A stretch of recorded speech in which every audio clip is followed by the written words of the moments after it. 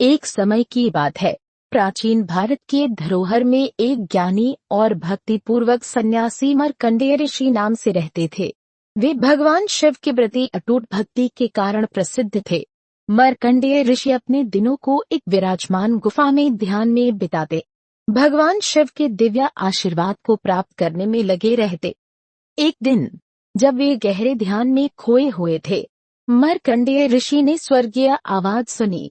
उन्होंने आंखें खोली और देखा कि उनके सामने एक प्रकाशमय आकृति खड़ी है।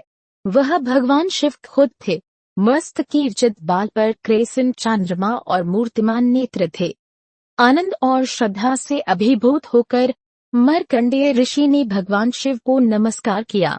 भगवान हंसे और बोले, हे ऋषि, मैं तुम्हारे भक्ति से प्रसन्न हूँ।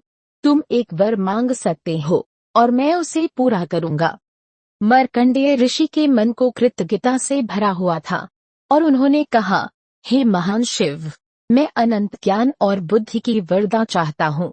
मुझे अनंत काल के चक्र के संचालन का अवसर दो, जिससे मैं ब्रह्मांड की रचना और विनाश के रहस्यों को समझ सकूं। भगवान शिव मुस्कान के साथ उनकी इस निःस्वार्थ विनती को स्वीकार करते हैं। मार्कंडेय ऋषि की ज्ञानी चेतना विस्तारित हो गई और उन्हें अमृतत्व का वरदान प्राप्त हुआ। वे समय के सभी चक्रों का साक्षी बन गए, ब्रह्मांड के अनंत नाटकीय नृत्य को अपनी दृष्टि में रखते थे। आगामी वर्षों में मार्कंडेय ऋषि दूर दूर तक यात्रा करते रहे, अपने दिव्य ज्ञान और बुद्धि को खोजने वाले शिष्यों और ऋषियों के साथ साझा करते रहे। उन्होंने एक आदर्श गुरु बन जाने का मार्ग दिखलाया, लोगों को उनके आंतरिक मार्ग को प्रकाशित किया और सत्य के प्रकाश से उनके मन को जगमगा दिया। उनकी यात्राएं चलती रहीं, परंतु संसार भयानक समय का सामना कर रहा था और अनैतिक शक्तियों ने ब्रह्मांड के तंत्र को विचलित करने की धमकी दी। स्वर्गीय देवताएं भगवान शिव की मदद के लिए उन्हें खोजती हुई थीं और वे मार्कंडेय ऋषि से उनके सहायता के लिए बातचीत करने उनके पास आईं। इस अनुरोध का समाधान करने के लिए मार्कंडेय ऋषि भगवान शिव के पास गए, उनसे विनती की और उन्हें देवताओं की रक्षा के लिए आग्रह किया। भगवान शिव अपनी अनंत करुणा में उनकी सहायता करने को संतुष्ट हुए और साथ ही साथ दुष्ट शक्तियों को रोकने में भी सहायता प्रदान करने को तैयार हुए।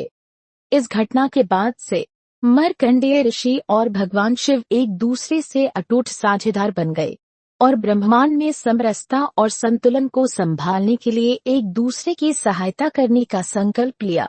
उनका यह दैवी बंधन समय के साथ बढ़ता रहा और इसका उदाहरण आने वाली पीढ़ियों के लिए प्रेरणा बना, जो भक्ति और संरक्षण के बीच गहरा बंधन समझाता रहा।